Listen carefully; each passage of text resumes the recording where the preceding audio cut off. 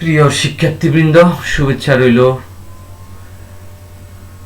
পরিবার পরিজন নিয়ে সুস্থ থাকো এ কামনা একান্ত মনের। করোনাকাল আমাদের জীবনকাল থেকে অনেকগুলি দিনগুলিকে কেড়ে নিয়েছে। আমরা স্বাভাবিক জীবনে চলতে পারছি না।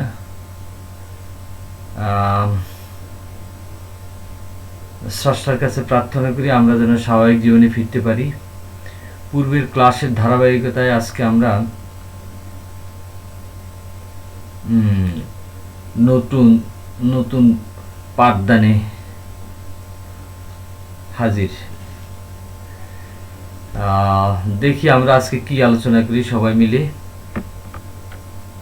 আমরা পূর্বে যা পড়েছিলাম সেখান থেকে পড়েছিলাম যে analytic geometry and vector analysis. সেখানে যা পড়লাম তার পরের অংশ। আজকে আমাদের সমস্যাটা কি? x minus alpha 1 by L1 সমান সমান y minus beta 1 by M1 সমান সমান z minus gamma 1 by N1 এবং x minus alpha 2 by L2 সমান সমান y minus beta 2 by M2 সমান সমান z minus y2 by N2 সরলরেখা দুটির ক্ষুদ্রতম দূরত্ব এবং এর সমীকরণ নির্ণয়। তাহলে আজকের আমাদের বিষয়টা হলো দুইটা সমীকরণ আছে সরলরেখা। এই সমীকরণ দুইটি থেকে আমরা সমীকরণ সরলরেখা দ্বয়ের মধ্যবর্তী ন্যূনতম দূরত্বটা নির্ণয় করব এবং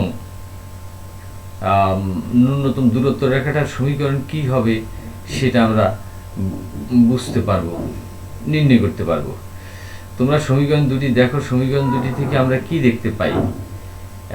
প্রথম সমীকরণে আছে কি, একটা বিন্দু আছে আলফা 1 বিটা 1 গামা 1, এর দিক অনুপাত হলো L1 M1 N1। দ্বিতীয় সমীকরণে যে একটি বিন্দু আলফা 2 বিটা 2 গামা 2 আর হলো দিক অনুপাত হলো M2 L2 M2 N2। নিচের চিত্রটা দেখো। চিত্রে কি আছে?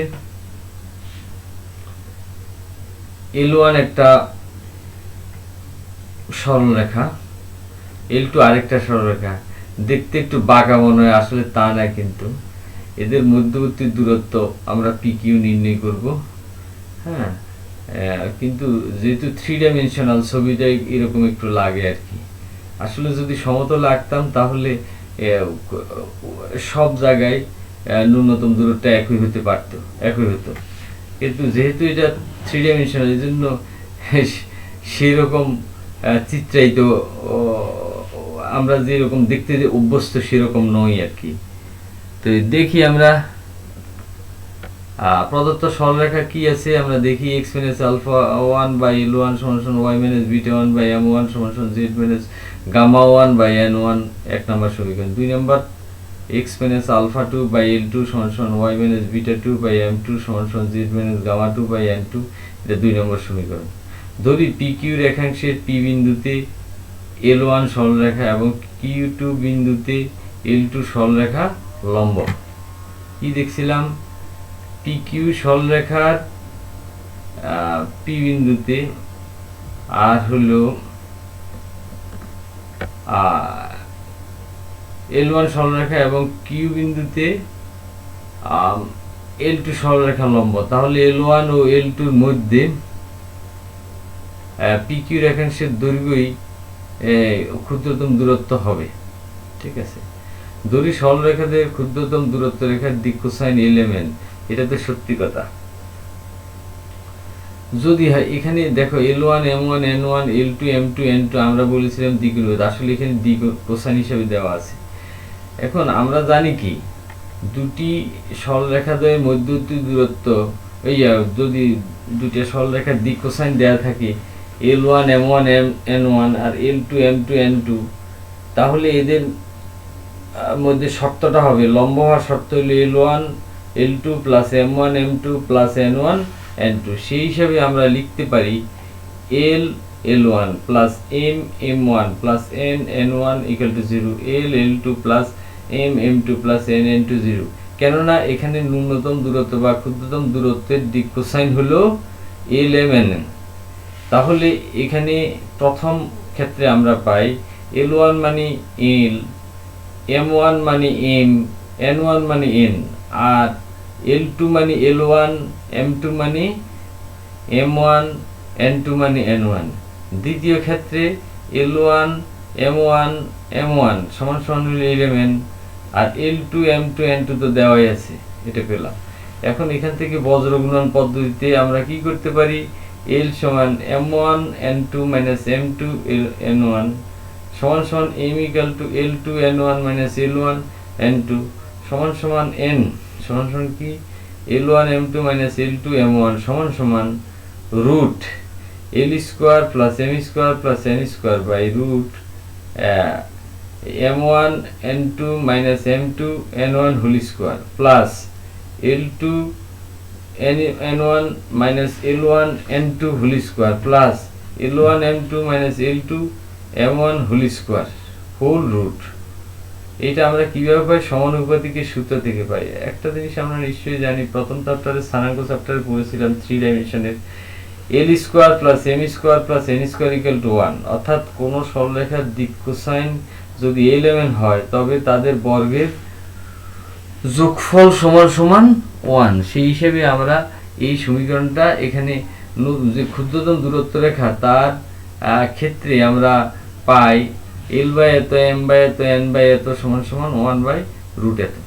তাহলে আমরা এখান থেকে খুব সহজেই নতুন ক্ষুদ্রতম দূরত্ব রেখার দিক কোসাইন এলিমেন্ট সমান কি করতে পারি, আমরা পাই কত, এলিমেন্ট সমান M1 N2 minus M2 N1 by root summation first bracket M1 N2 minus M2 N1 whole square। আসলে সামেশন দেওয়ার অর্থ হইল ওখানে পূর্বে যে আমরা এই M1 N2 minus M2 N1 L2 N1 minus L1 N2 এখানে প্রত্যেকটার বর্গের যোগফল, এটাই বুঝাইতে চাইছি, সেটা আমরা পাই। তাহলে এখান থেকে এলিমেন্টের মান পেলাম। প্রথম সরলরেখার উপরস্থ একটি বিন্দু কত, A of alpha 1 beta 1 gamma 1। দ্বিতীয় সরলরেখার উপরস্থ একটি বিন্দু B of alpha 2 beta 2 gamma 2। সুতরাং নির্ণেয় ক্ষুদ্রতম দূরত্ব হলো PQ। PQ মানে কি, PQ বরাবর A ও B এর লম্ব বিক্ষেপ। লম্ব বিক্ষেপ বের করে কেমনে, মডুলাস L আমরা শিখছিলাম কি, L x2 minus x1 plus N x y2 minus y1 plus N z2 minus z1। তো এখানে x2 হলো আলফা 2, x1 হলো আলফা 1, y2 হলো বিটা 2, y1 হলো বিটা 1, তারপর z2 হলো গামা 2 আর z1 হলো গামা 1। তাহলে এভাবে আমরা লম্ব বিক্ষেপ নির্ণয় করলেই আমরা পিকিউটা পেয়ে গেলাম, অতএব ন্যূনতম দূরত্ব পেয়ে গেলাম। এখন প্রদত্ত সরলরেখা L1 এবং ক্ষুদ্রতম দূরত্ব রেখাগামী সমতলের সমীকরণ কি, আমরা জানি কি x minus x1 y minus y1 z minus z1 L1 M1 N1 L2 M2 N2। এক্ষেত্রে আমরা কি পাই, এখানে L1 সরলরেখার জন্য পাই x minus L alpha 1 y minus beta 1 z minus gamma 1, আর এখানে L1 সরলরেখার দিকানুপাত L1 M1 N1 আর ন্যূনতম দূরত্ব রেখার বা ক্ষুদ্রতম দূরত্ব রেখার দিকানুপাত হলো Lmn equal to 0। এখন আবার দ্বিতীয় প্রদত্ত L2 সরলরেখা এবং ক্ষুদ্রতম দূরত্ব রেখাগামী সমতলের সমীকরণ x minus alpha 2 y minus beta 2 z minus gamma 2 L2 M2 N2 L M N equal to 0 নির্ণয়। এটা কোত্থেকে পাই, আসলে এটা আমরা পাই, সূত্রটা হলো x minus x1 y minus y1 z minus z1 L1 M1 N1 L2 M2 N2 equal to 0। এই নির্ণায়কের মান 0 আর কি, এটা থেকে পাই। তাহলে আমরা জানি কি, একটি সরলরেখার সমীকরণ দুটি সমতলের সেট থেকে পাওয়া যায়। তো সেটা করলে আমরা এখানে আগে পেলাম কি, এই যে x minus alpha 1 y minus beta 1 z minus gamma 1 L1 M1 N1 L M N equal to 0 এই সমতলের সমীকরণ। আরেকটা পাইলাম কি, x minus alpha 2 y minus beta 2 z minus gamma 2 L2 M2 N2 L M N equal to 0। তাহলে দুইটা মিলিয়ে এটা হলো সেটকে প্রকাশ করে। তাহলে এই দুইটি সমতল পরস্পর ছেদ করলে আমরা পাই ন্যূনতম দূরত্ব রেখার সমীকরণ, কারণ দুইটা সমতল পরস্পর একটা নতুন সরলরেখা তৈরি করে, সেটাই হলো ন্যূনতম দূরত্ব রেখা। সেটা হলো কত, x minus alpha one, Y minus beta one, Z minus gamma one, L one, M one, N one, L M N, এটা নির্ণায়কের মান সমান সমান 0। আর হলো x minus alpha two, Y minus beta two, Z minus gamma two, L two, M two, N two, L M N, ইহাই আমাদের ন্যূনতম দূরত্ব রেখার সমীকরণ। অতঃপর দেখি এবার আমরা কিছু প্রবলেম সলভ করি। আমরা এতক্ষণ এই চ্যাপ্টার সরলরেখা চ্যাপ্টারের থিওরিগুলি আলোচনা করলাম। আসলে সবগুলি হয়তো কিছু কিছু রয়ে গেছে বা কিছু, কিন্তু বেশিরভাগই আমরা করলাম। এইগুলি করার মাধ্যমে আমরা এই চ্যাপ্টারের বিভিন্ন প্রবলেমগুলির জন্য সমাধানে উপনীত হতে পারব। যেমন কি দেওয়া আছে, 2x plus 3y plus 5z plus 6 equal to 0 equal to 3x plus 2y plus 4z plus 3 সরলরেখার দিক অনুপাত নির্ণয় করতে বলছে। তো এটাতে আমরা একটা সিস্টেম শিখেছিলাম যে অনুপাতগুলি নিয়ে আমরা কি জানি, x plus by plus cz plus d equal to 0, এই সমতলের অবিলম্বের দিকানুপাত কত, 2 a b c ছিল। তো সেই হিসাবে এই যে এই সরলরেখার দিকানুপাত নির্ণয় করতে, এগুলি দুইটা এই সরলরেখাটাকে দুইটা সমতলের ছেদ হিসেবে প্রকাশ করা হয়েছে। কি কি, 2x plus 3y plus 5z plus 6 equal to 0, আরেকটা হলো 3x plus 2y plus 4z plus 3 equal to 0। তাহলে প্রথম সমতলের দিকানুপাত 2 3 5, দ্বিতীয় সমতলের দিকানুপাত 3 2 4। সেগুলিকে আমরা সরলরেখার দিকানুপাত নির্ণয়ের ছকে ব্যবহার করি। এই নিয়মটা আমরা শিখেছিলাম একটা প্রথম দিকের থিওরিতে। তাহলে কি 2 3 5 2 3 3 2 4 3 2, এখানে মানে সাইক্লিক অর্ডারে লেখার ফলে আমরা প্রদত্ত সরলরেখার দিকানুপাত পাবো কত, 3 4 12 বিয়োগ 10, 3 5 15 বিয়োগ 8, 2 2 4 বিয়োগ 9 সমান সমান কত, 2 7 মাইনাস 5। একটা প্রবলেম আমরা সলভ করলাম। এবার হলো দেখাও যে এত এবং এত সরলরেখাদ্বয় পরস্পর লম্ব। কি দেখাও যে x প্লাস 4/5 সমান সমান y মাইনাস 1 মাইনাস 3 সমান সমান z মাইনাস 3/1 এবং 3x minus 2y plus 13 equal to 0 equal to y plus 5z minus 26 সরলরেখাদ্বয় পরস্পর লম্ব। আচ্ছা, আমরা এখানে প্রথম সরলরেখাটা কি, x প্লাস 4/5 সমান সমান y মাইনাস 1 মাইনাস 3 সমান সমান z মাইনাস 3/1, এক নম্বর সমীকরণ। দুই নম্বরে হলো কি, 3x minus 2y plus 13 equal to 0 equal to y plus 5z minus 26 equal to 2। এক নং সরলরেখার দিকানুপাত a1 b1 c1 সমান সমান 5 মাইনাস 3 1। তোমরা একটা জিনিস লক্ষ্য করো, এই যে দিকানুপাতটা লিখতে আমি যেভাবে লিখলাম a1 b1 c1 এইভাবে লিখবে, অথবা থার্ড ব্র্যাকেট দিয়ে লিখবে, কখনোই ফার্স্ট ব্র্যাকেট দিবে না। ফার্স্ট ব্র্যাকেট দিলেই স্থানাঙ্ক হয়ে যাবে। অতএব আমরা একটু be careful to use brackets, use braces. That is first bracket হবে না সেকেন্ড ব্র্যাকেট হবে না থার্ড ব্র্যাকেট, আসলে হবে কি, হয় এইভাবে প্লেন লিখবা, আমি যেভাবে লিখলাম a1 b1 c1, নতুবা কি লিখবা, এটা লিখে শুধু এই পাশে আর এই পাশে থার্ড ব্র্যাকেট দিবা। তাহলে কত পাইলাম, 5 মাইনাস 3 1 পেলাম। আর হলো দ্বিতীয় সরলরেখার দিকানুপাত নির্ণয় করি কিভাবে, ওই যে দিকানুপাতগুলি দিয়ে, কি 3 মাইনাস 2 0 3 মাইনাস 2 0, কেন এখানে z নাই প্রথম অংশে, z এর নাই বললে হবে না, আছে, তাহলে বুঝতে হবে z এর সব শূন্য। দ্বিতীয়টার মধ্যে x এর x নাই, তার মানে কি x আছে, x is multiplied by 0, that is 0 is written here, 0 1 3 0 1, মানে সাইক্লিক অর্ডারে লেখা। সেখান থেকে আমরা দিকানুপাত a2 b2 c2 সমান কত পাবো, আচ্ছা মাইনাস 6 মাইনাস 0 কমা 0 মাইনাস 9 কমা 3 মাইনাস 0, তাহলে কত হয়, মাইনাস 6 মাইনাস 9 3। এখন a1 a2 plus b1 b2 plus c1 c2 করলে আমরা পাই মাইনাস 30 প্লাস 27 প্লাস 3 সমান সমান 0। যেহেতু a1 a2 plus b1 b2 plus c1 c2 equal to 0, অতএব পরস্পর সরলরেখাতে পরস্পর লম্ব। এটাই আমাদের প্রমাণ করার বিষয় ছিল, আমরা সেটা দেখাতে পারলাম। এত সরলরেখার সরলরেখা এত সমীকরণটিকে প্রতিসাম্য আকারে প্রকাশ করো। প্রতিসাম্য আকার আমরা শিখছিলাম। প্রতিসাম্য আকারে প্রকাশ করতে হলে আমাদের কি দরকার, সেটা কি প্রতিসাম্য আকার, x minus x1 by a1 সমান সমান y minus y1 by b1 সমান সমান z minus z1 by c1 বা c।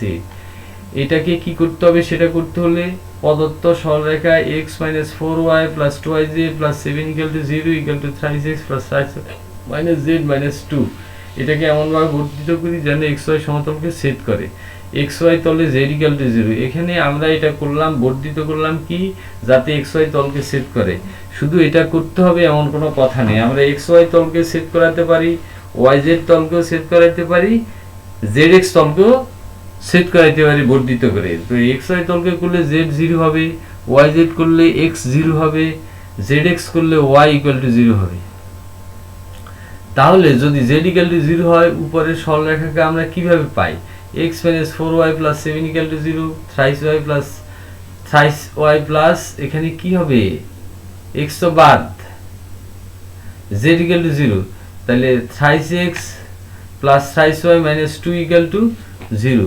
এখন এখান থেকে এই 1 নংকে আমরা বজ্রগুণন পদ্ধতিতে পাই x বাই 8 মাইনাস 21 সমান সমান y বাই 21 প্লাস 2 সমান সমান 1 বাই 3 প্লাস 12। সুতরাং x equal to minus 13 by 15, y equal to 23 by 13। এটা তোমরা বুঝতে পারো, আমি আর ব্যাখ্যায় গেলাম না, কারণ তোমরা বজ্রগুণন পদ্ধতি অষ্টম শ্রেণী থেকে করো। সুতরাং প্রদত্ত সরলরেখার উপরস্থ একটি বিন্দু হবে মাইনাস 13 বাই 15, 23 বাই 15, 0 0। কেন, এখানে z এর মানটা আমরা 0 পেয়েছিলাম, স্বাভাবিক কারণে এখানে z এর মানটা 0 দিলাম। তাইলে আমরা কি পেলাম, আমরা বিন্দুটা পেলাম, একটা বিন্দু পেলাম। আমাদের আর কি দরকার, দিকানুপাত বের করা দরকার। দেখি দিকানুপাত বের করার জন্য কি করি, প্রদত্ত সরলরেখা, এই যে সরলরেখাটা আমাদের এখানে দেওয়া আছে, এখান থেকে x মাইনাস 4y প্লাস কি 1 মাইনাস 4 2, আরেকটা হলো 3 3 মাইনাস 1। তাহলে কত লিখছি, 1 মাইনাস 4 2 1 মাইনাস 4 3 3 মাইনাস 1 3 3 লিখলাম। লিখে সেখান থেকে দিকানুপাত নির্ণয় করলাম, কত পাইলাম দিকানুপাত, 4 4 বিয়োগ 6, 6 বিয়োগ 6 যোগ 1 আর 3 যোগ 12 সমান সমান মাইনাস 2 7 15। তাহলে আমরা সুতরাং এত বিন্দুগামী মানে মাইনাস 13 বাই 15, 23 বাই 15 শূন্য বিন্দুগামী এবং মাইনাস 2 7 15 দিকে নির্দিষ্ট প্রদত্ত সরলরেখার প্রতিসাম্য আকার হবে x plus 13 by 15 by minus 2 সমান সমান y মাইনাস 23 বাই 15 বাই 7 সমান সমান z মাইনাস 0 বাই 15। এই আমাদের নির্ণয় প্রতিসাম্য আকার। এখন কথা হলো যে আমরা এইটুকু পর্যন্ত করলাম, সামনের দিকে আরো হয়তো করব। তোমরা আগের ক্লাসের ধারাবাহিকতায় এই ক্লাসটাকে একটু নিজেদের আয়ত্ত করার চেষ্টা করো। সবাই ভালো থেকো। আশা করি সামনের দিনগুলিতে আমরা মানে এভাবে যতদূর সম্ভব নিজেকে বাঁচিয়ে ক্লাসে মনোযোগী হতে পারবো। ধন্যবাদ, সবাইকে ভালো থেকো।